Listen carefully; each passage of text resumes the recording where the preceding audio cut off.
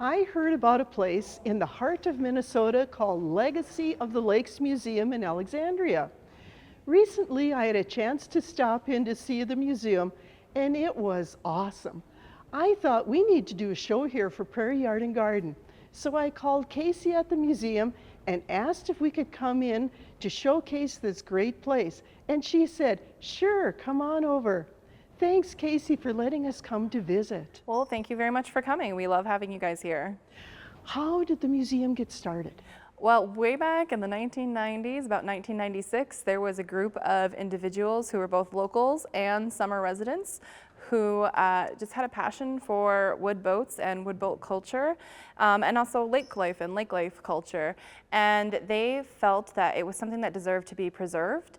And so they got together and kind of sat around and were like, how can we make this happen? And so they determined they wanted to start a museum. So they traveled all around the country visiting different boat museums, gathering research, and from there they took what they had learned. In 1999, they incorporated into a nonprofit. Then in 2004, we opened a temporary exhibit at our neighboring museum, the Runestone Museum. And then in 2006, we acquired the building we're in now. And ever since then, we've just been continuing to expand the building. So we've expanded into an additional gallery and the gardens, and here we are today. What is the purpose of the museum? We're here to celebrate lake life and lake culture. You know, we used to be called the Minnesota Lakes Maritime Museum and Society, but we changed that in 2015, 2016 to the Legacy of the Lakes because we wanted to better encapsulate all that we tell. So we tell stories not just relating to boats, but also to, you know, we talk about swimsuits, history, and personal flotation devices, and resort culture and resort history. So we're just all about lake life and lake culture, and how, you know, going to the lake has just been something that's ingrained not just in Minnesota, but, you know, around the country, around the world. About how many visitors a year do you have? Well, it can vary, and as we've grown, so too have our visitor numbers. We're open for about 6 months of the year. Last year we had just under 6,000, so that was our record year, but typically we get about 5,000 a year. What are some of the types of boats that you have here? Well, every year we change out exhibits because we try to keep things fresh for our local visitors who come every year. So this year we have a temporary exhibit called Out of This World, Wild and Wacky Watercraft. So these are all boats that kind of are inspired by the space race. It's kind of like the Jetsons meets the water. So, you know, we've got a flying saucer boat, which is kind of really interesting and does work. But we also have like the Hellabout, which is a cross between a helicopter and a boat. It's an interesting thing that doesn't work. It never flew, and as far as I know, it never went on the water. But it was a one-off that was kind of meant to inspire outboard motor builders about what we could accomplish in the future. So it was built in the 60s. Most of those craft are from the 1960s, right in the heyday of the space race. What are some of the other things that you have that are more unusual? Oh, well, there's everything from a motorized surfboard. Because, you know, we're not, except for Lake Superior, we're not really getting big surfable waves here. I think like the vintage swimsuits, people look at them and they're like, kids come in and they're like, why do you have dresses on display? And it's like, that's not a dress, that's a swimsuit. It just looks like a dress that you would wear. So it's fun to see what kids see. But, you know, we've got original fishing tackle from back in the day and an ice house. So those are just fun things to look at too. Were there many boats made in Minnesota? So many boats made in Minnesota. It's interesting because, you know, a lot of small towns each had their own individual boat works. Here in Alexandria, we had our very own Alexandria Boat Works. It actually stood kitty corner to where we are now here in the museum. We're very pleased to be able to tell the story of our very own Alexandria Boat Works here.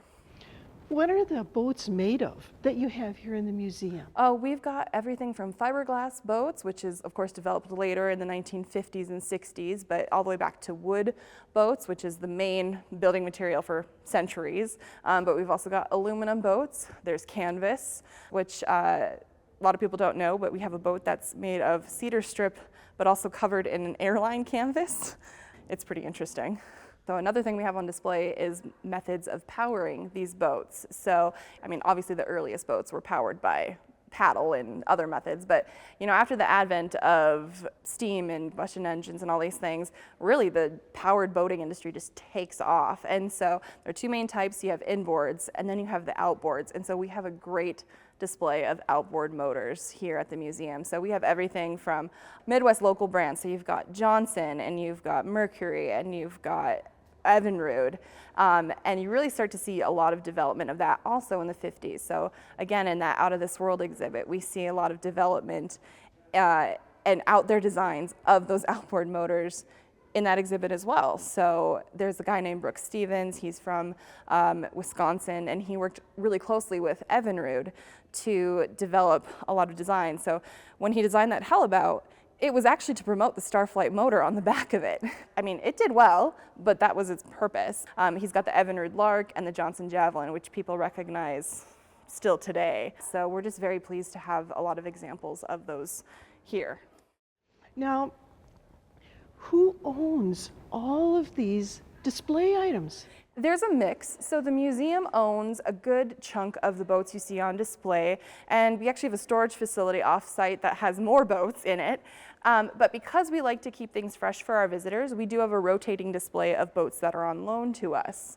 Most of these Glastrons you see on display here are on loan to us for the season, so that, so at the end of the season, they will go back to their owners, and next season we will bring in a new and exciting exhibit. When I walked in, I saw a little blurb about Lake Adney. So we like to focus on just different lakes throughout Minnesota. We're not necessarily focused on Minnesota, but it is our home state. And Lake Adney is one of the only lake shores in Minnesota that was predominantly owned by Black homeowners. There was a gentleman who was able to purchase up a large chunk of lake shore, and then he sold it to predominantly Black families who then were able to enjoy home ownership on a lake shore. And it wasn't something that was readily available to them at the time. And so it was something that they were able to then hand down to their families. And to this day, I think still a good chunk of the lake shore is still owned by those original families. So it's just a unique story here in Minnesota.